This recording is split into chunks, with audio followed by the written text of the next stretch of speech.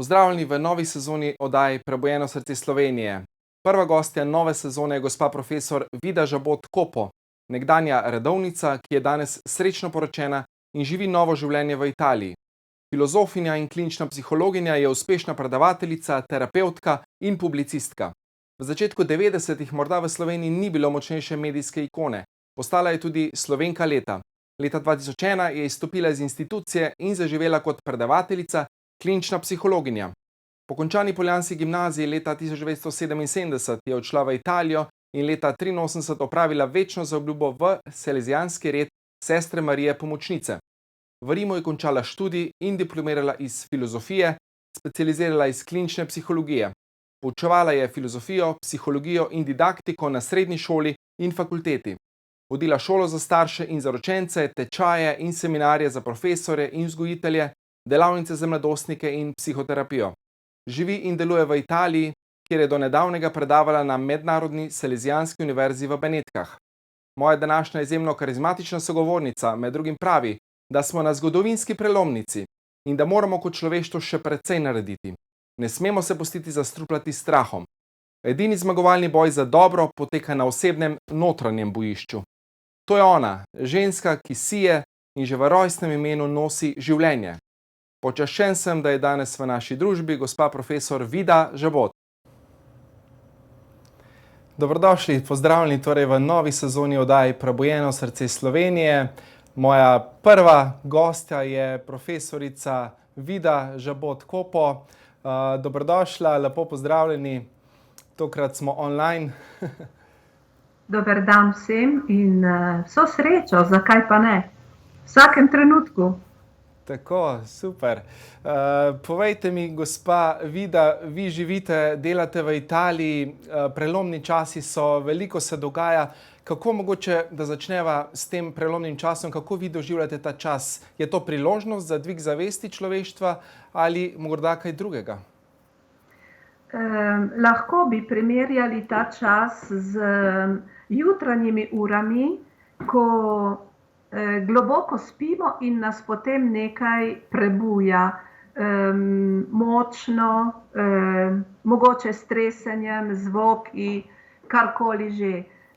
Zdaj je res ta prelomna doba, ko se dvigajo frekvence našega planeta, ko se prebujajo zavesti ljudi, ko začnemo dojemati, da vse to, kar so nas učili, da naj bi bilo dobro za nas, mogoče ni tako dobro, kot smo verjeli, kot smo mogoče bili prepričani do včeraj. In to lomi. Kako se vi zjutraj prebujate? Veseli, srečni v nov dan? Mislim, da ne vedno. In to je tako obdobje, ko se planet Zemlja in človeštvo prebuja, zato je dobro, da smo nežni s sabo, da gremo v novo obdobje kot v nov dan pripravljeni, pozitivno nastrojeni in mogoče osvobojeni marsikaterega programa iz preteklosti, ki bi nam lahko pokvaril bodočnost. Super. To je prelomno. Tako, torej pomembno je delati na podzavesti, na preseganju omejujočih vzorcev, konceptov, vse to, kar smo se naučili, že v maternici ali pa še od prednikov in tako naprej nosimo v nezavednem, in vi ste tudi seveda terapevtka, zelo uspešna. Kako vi vidite, mogoče vidite porast sedaj depresiji, anksioznosti, recimo jaz se tudi v svojem delu srečujem s precej takšnimi stanji, tako da kako vi vidite, kako sedaj v teh časih pomagati ljudem, ki so v stiski? Ljudje so v stiski, ne samo anksioznost, nespečnost, glavoboli, vrtoglavice in tako naprej. Tudi stara razmerja se lomijo, partnerstva so v krizi, otroci, starši, medgeneracijski odnosi se prenavljajo in jim vedno ne uspe ravno najboljše. Kako pomagati takim ljudem? Prvo je, da se zavejo tega in jih opozoriti, da naj upočasnijo svoj življenjski ritem. Ker smo bili programirani v tek, v doseganje ciljev, v ekscelenco, v ne vem, kako bi rekla, v uspeh za vsako ceno, ki ti prinese prestiž, bogastvo, pomembnost, status, identiteto. Mislim, da to ni ravno tisto, kar globoko osrečuje ljudi. In to vidim pri mojih pacientih in pri ljudeh, ob katerih živim, da to me zadovoljuje. In to je ravno dar tega obdobja. Nezadovoljstvo, ki ni prijetno, kot tudi prebujanje vedno ni prijetno, je pa dobro prisluhniti temu, ker imeti sposobnost, imeti pogum, pustiti za sabo nekaj, kar smo mislili, da je bilo lepo, dobro in da bo zavedno tako, ni lahko. Ampak to nas vse čaka. Ali gremo čez ta most, ali pa ostanemo v starem in ponavljamo izpite, kot se dogaja, ko nismo dobri študentje. Tako, in se iz zgodovine nič ne naučimo in potem moramo ponavljati lekcije, ne, bi rekli. Ja. Tudi vi ste bili seveda v instituciji, ne moreva mimo tega, ampak ste rekli, da bi lažje sicer preživela, ampak moja duša ne bi bila svobodna. Mogoče na to temo kakšno besedo še?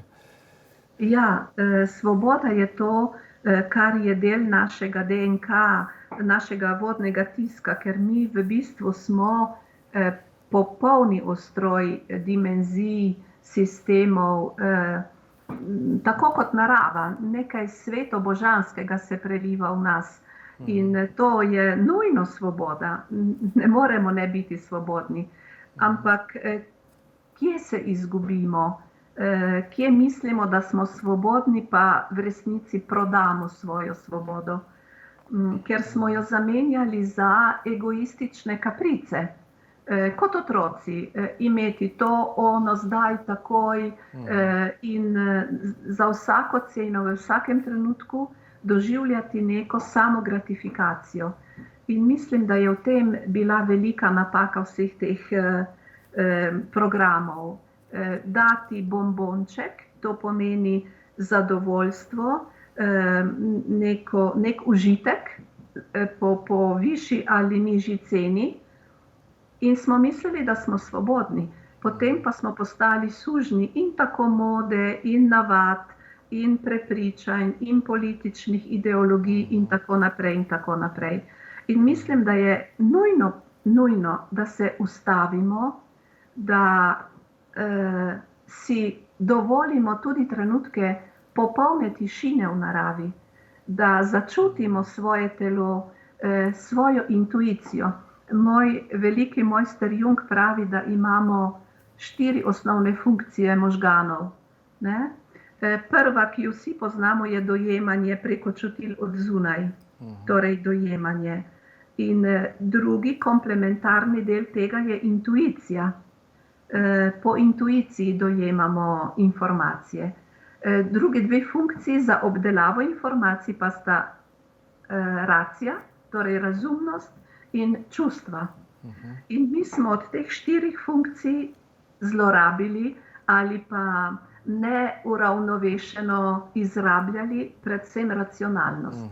In smo mislili, da je to edino znanstveno, da je to edino resno, da je to tu nas je malo prevarala določena filozofija, epistemologija in tako naprej. Ampak, če poslušamo aktualne kvantne fizike danes in zgodovino vsake panoge znanosti, vemo, da so največji izumi sad intuicije. Ko osvobodimo naš ko našemu umu damo tudi energijo srca.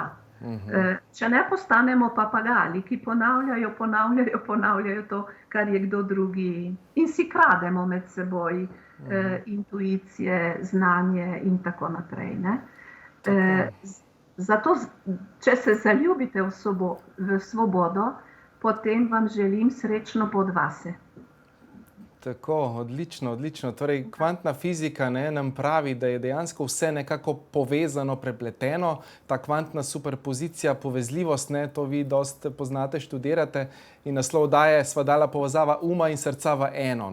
Torej, kako nekako integrirati in srce, da bosta usklena, da bosta v harmoniji. HeartMath inštitut, vemo, da se s tem tudi ukvarja, veliko študij so naredili, da ima dejansko srce, to polje, torusno okolje, in je to dejansko 5000-krat močnejša energija, kot je v glavi. Ja.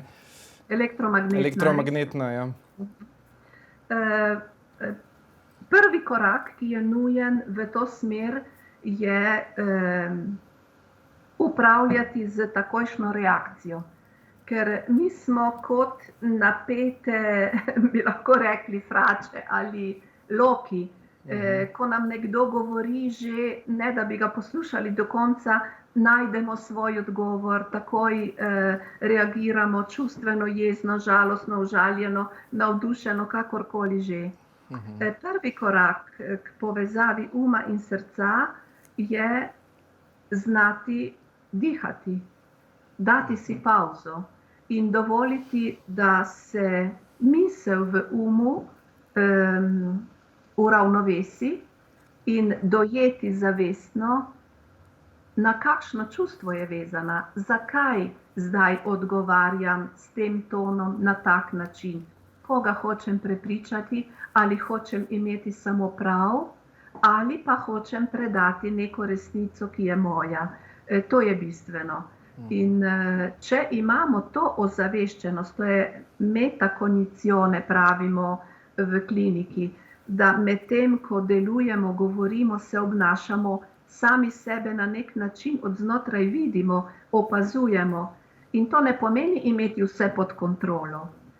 Samo zavedati se in svobodno izbirati tako besede kot reakcije, kot ton glasu, barve glasu. No, zdaj ti jaz govorim v zeleni barvi glasa. Ko se ti bom pa zahvaljevala in bom vsa navdušena, bo pa to rdeča.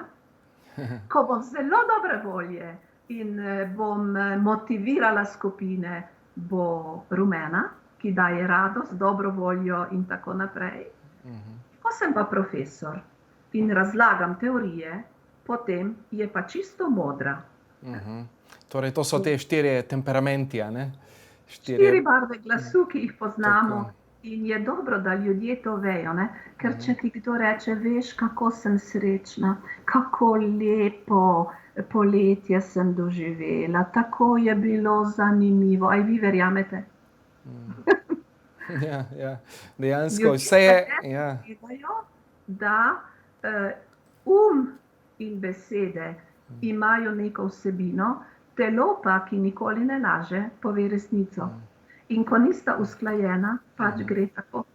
Tako, torej vse je. Ali pa nisem rada, pa koliko sem že žrtvovala zate, pa kako te ljubim, evo. Ja, torej vse je energija, vse je vibracija in dejansko mi smo energijska bitja in dejansko se to čuti, Tako da bova nadaljevala. Ja, ko pa ostajamo v egu, in to je največja, bi lahko rekli, past, prava past. Ko mislimo, da je vse to, kar smo, kar zmoremo, kar vemo, kar občudujemo, ali bi radi, da bi drugi občudovali v nas, je samo ubogi ego, ki naj bi bil preprosti vratar, ki rešuje praktične probleme. Zunaj je lepo vreme, grdo vreme, izberi pravilno oblačilo ali pa se pripravi na to ono. Mi smo mu pa dali kraljevsko palačo in prestol, in tam se ogromno duš zgubi, žal. In zato je dobro, da pridejo nazaj. In to obdobje prenosno, ki ni lahko za prenašati in v kratkem ne bo lažje, nasprotno, mislim, da nas usmerja ravno same k sebi, da odkrijemo, kdo v globini smo. Smo veliko več, kot so nas učili ali prepričali, da naj bi bili kot ustvarjalna bitja. Tako, super. Bova nadaljevala po kratkem predahu, ko se ponovno vidimo.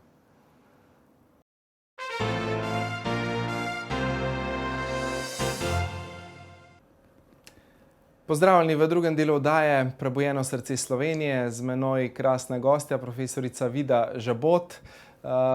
Gospa Vida, veliko ste tudi potovali po svetu. Kje so se dejansko kaj se vam je najbolj mogoče vtisnilo v spomin, kje ste doživeli mogoče nek preboj na nivoju zavesti, ta kvantni skok, kot radi rečemo, ne, v kvantni fiziki. Kje ste to najbolj začutili, recimo? Ti bi me rad napeljal na dejstvo, da narava, svet, energije, ki nas obkrožajo in so različne na planetu tu in tam, lahko pomagajo k kvantnemu skoku.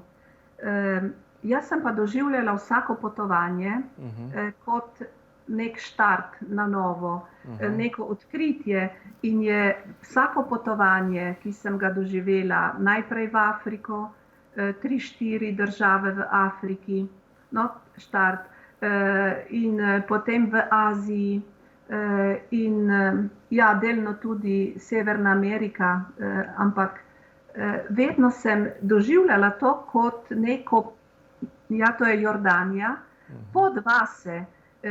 Vsaka energija me je nagovorila, me je mogoče malo zmečkala tudi. Energije v Aziji, pogovarjala sem se z tistimi, ki tam živijo, celo živali, kot vidite, se odzivajo. Povsod je bilo nekaj novega, drugačnega. Zelo visoko sem tudi šla, Nepal, in nisem rabila kisika. To pomeni, da mi je narava odprla pljuča in tam je pa res čisti zrak. In vsako potovanje je pod vase. To je pa, bi lahko rekli, streha Evrope, Mont Blanc. Tam je manj čisti zrak, ampak je vseeno lepo, dviga duha, dušo in zahteva napor. Kot to zahteva vsaka pod vase. In jaz sem se vedno potrudila z možem, kot vidite, da je tudi vsak napor bil na nek način blagoslovljen z dobro voljo, z radostjo odkritja, da nikoli ne prevlada samo težava, napor. Naprimer, ko sva šla v Afriko, so me v Maliju dali med kovčke. Sem bila manj vredna kot koza, ki jo pelješ iz ene države v drugo, naprimer, ne. In meni je to bilo smešno, nisem bila užaljena. Afar, to so, ki ga zdaj vidite, pleme iz Etiopije, so zelo trdi ljudje, ki mislijo, da smo mi belci samo izkoriščevalci in bi jih radi nadvladovali.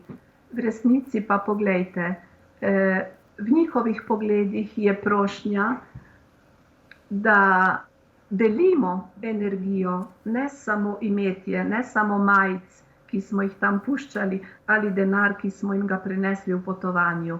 To je tako globoka kulturna in duhovna izmenjava, ki je pretok iz duše v dušo, iz pogleda v pogled.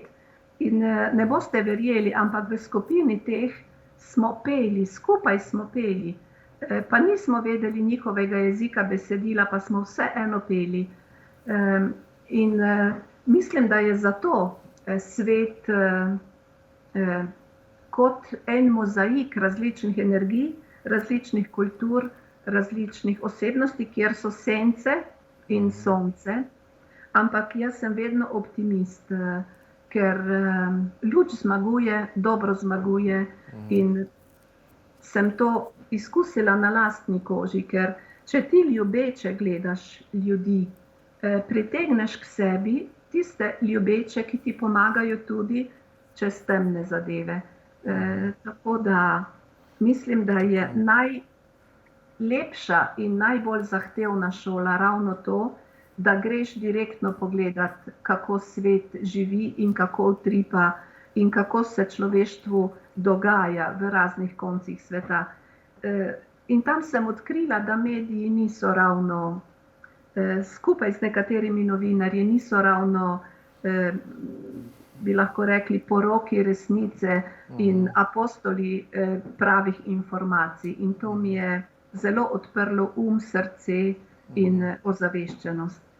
Tako. Zato sem zelo hvaležna, da sem lahko potovala. Zdaj ne več, ampak takrat pa. Tako. Torej, dejansko je potrebno biti previden.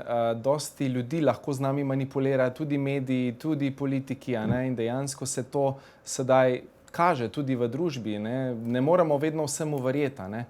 Kar slišimo nekje po pač medijih, a ne? Ja,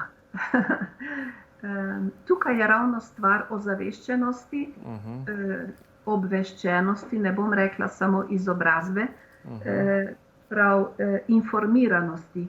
Ker če si ti v težavi, jaz mislim na preprostega človeka, ki ga kaj boli, ki ga kaj muči, se obrne k nekomu, kateremu zaupa. Je to zdravnik, je to prijatelj, je to profesionalec z raznih področji. In velikokrat tudi tam ni resnice in ni realne pomoči. Prepričali so nas v določene zadeve, ki nam škodijo in so nas nekako potunkale.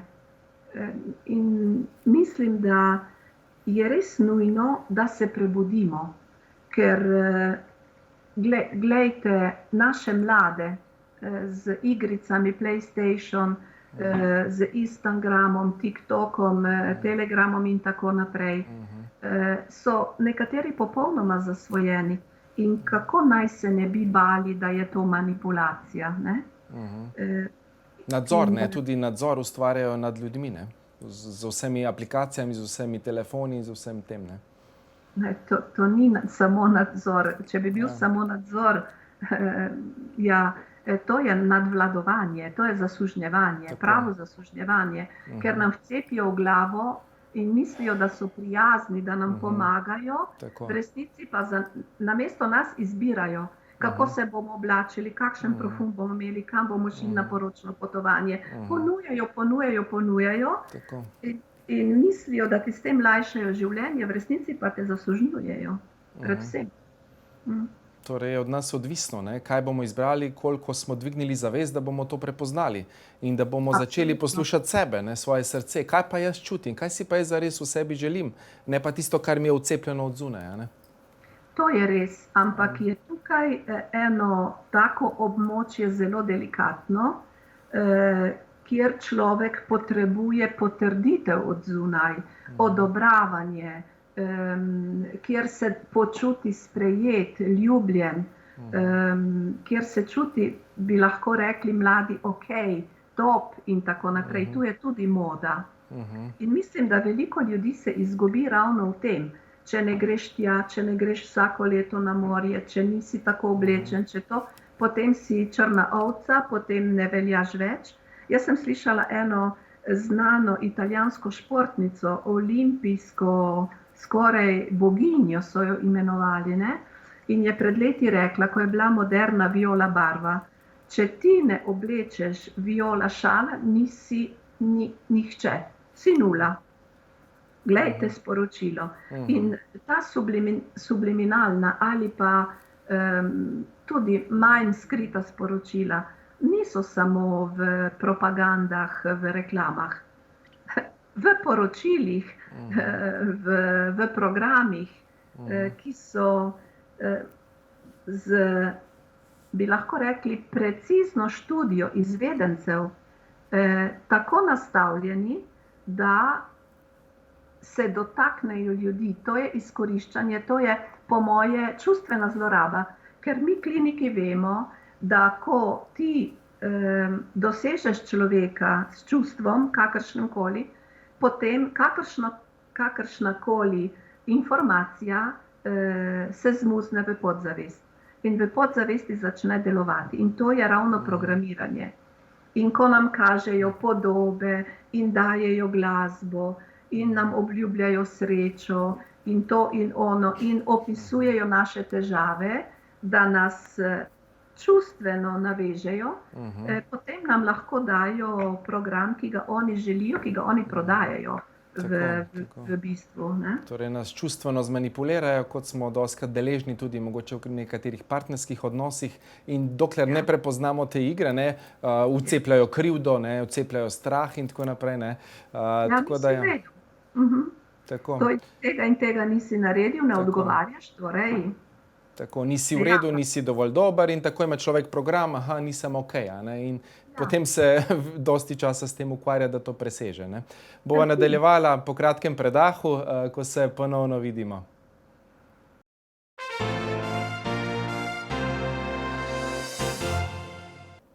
Pozdravljeni še v zadnjem, tretjem delu oddaje Prebujeno srce Slovenije, z menoj izjemna gostja, profesorica Vida Žabot. In sedaj greva še na temo ljubezni. Narava ljubezni je stanje duha, pravite, ne? Ni navezanost, ni čustvena odvisnost, ni samo testosteron, ampak je najmočnejša energija v vesolju, ne? In ustvarjeni smo po sistemu ljubezni in jo nosimo v sebi kot v vodnem tisku. Včasih pa jo iščemo na napačne načine.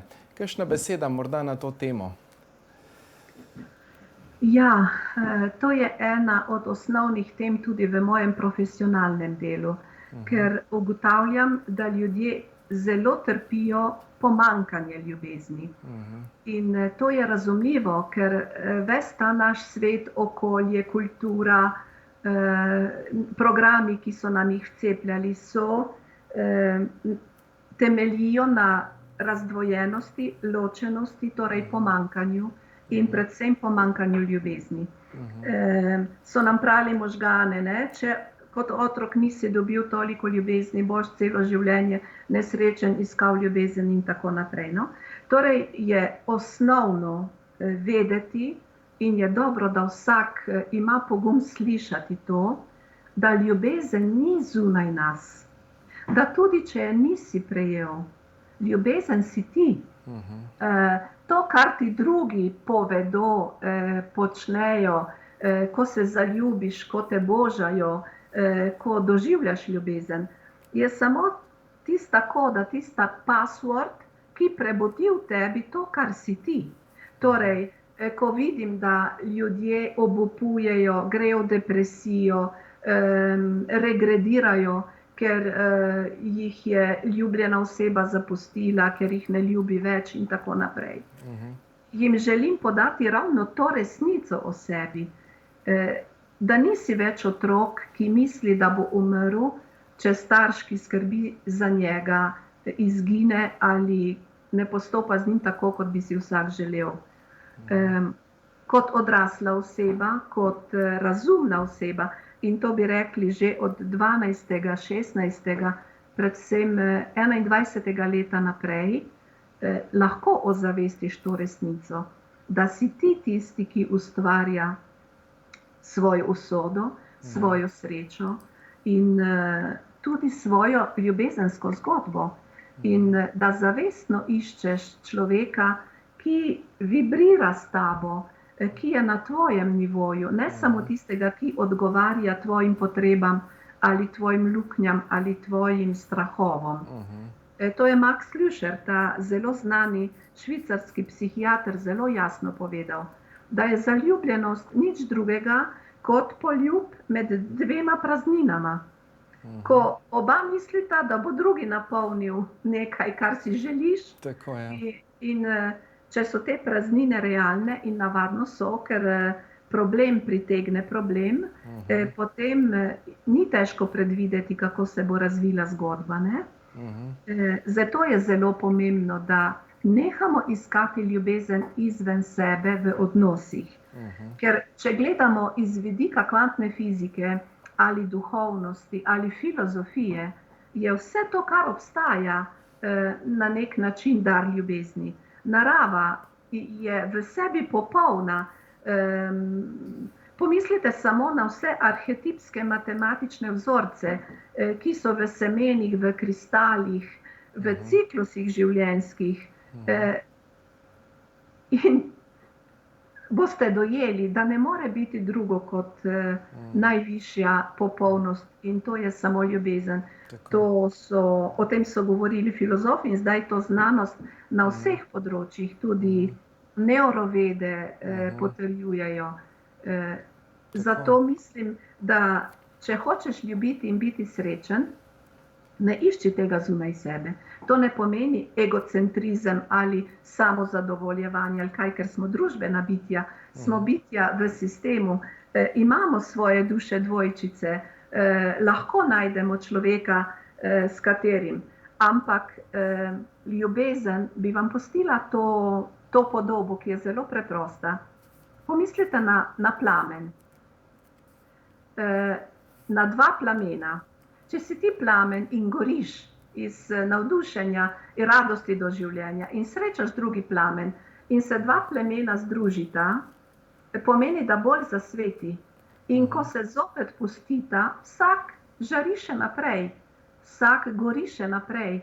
In to pomeni, da je vsak odgovoren za svojo srečo, zato ker vsak je ljubezen in ustvarja svoje izkušnje. Ko mislimo, da nam nekdo nekaj odvzame ali onemogoči, omejujemo sami sebe in mi temu kliniki pravimo, je ustvarjanje nekoristne bolečine.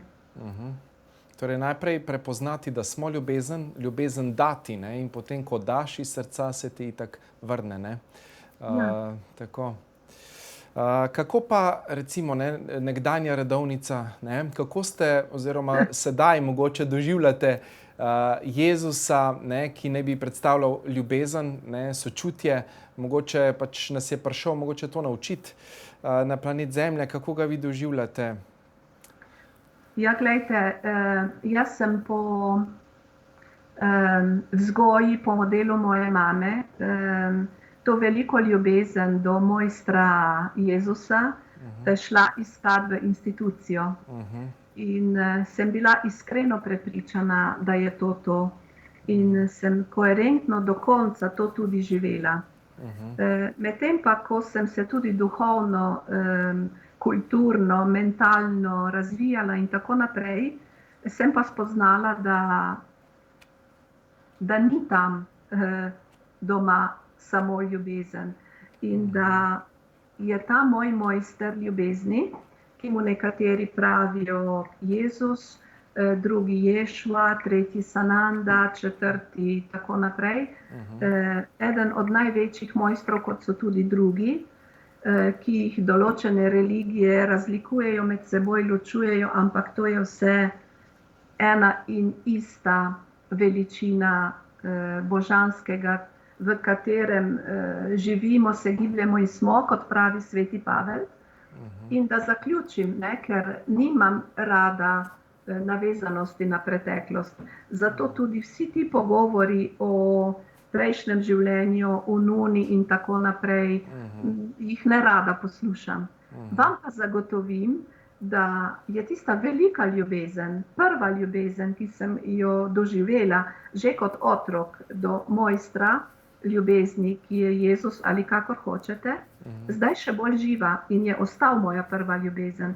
Ker vem, da v tem toku, v tem energetskem polju, kot bi ga prikazala kvantna fizika, tudi ves planet, vso naše osončje, vsa naša galaksija zdaj doživlja prerojenje. In mislim, da vsi tisti, ki ga ne marajo ali ignorirajo ali karkoli, bodo imeli zanimiva prebojenja v bodočnosti, ravno vezana na to ime in na to energijo. Tako, on nam je prišel pomagati, ne, že pred 2000 leti odpreti srce, ne, zdaj pa gremo še na višjo dimenzijo, v tako imenovano peto dimenzijo, ne, kjer se zdaj človeštvo prebuja, ne, in dejansko je potrebno razrešiti vse te stare travme, bolečine, kolektivnega nezavednega tudi, ne, da bi se lahko osvobodili in dvignili zavest. To počne že naša mati Zemlja in vidimo.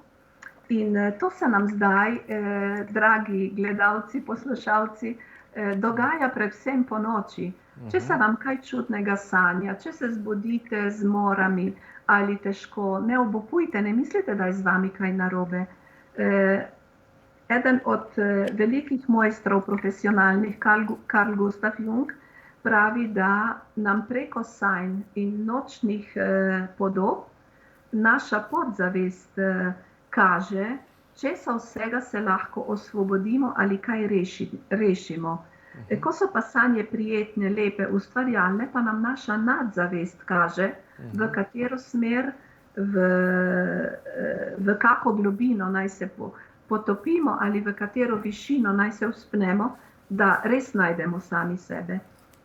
Francoski znanstvenik in eden od največjih analistov Carla Gusta Junga, La Chance, je v svoji knjigi o sanjah napisal, da če bi človek res znal poslušati in razbirati svoje sanje, ne bi potreboval ne računovodja, ne zdravnikov in niti mehanikov, marsičesa drugega ne, ker nas naš tisti transpersonalni, nadosebni ki je kolektivna nadzavest, opozarja preko sanj na vse to, kar lahko lažje in lepše uredimo v vsakdanjosti.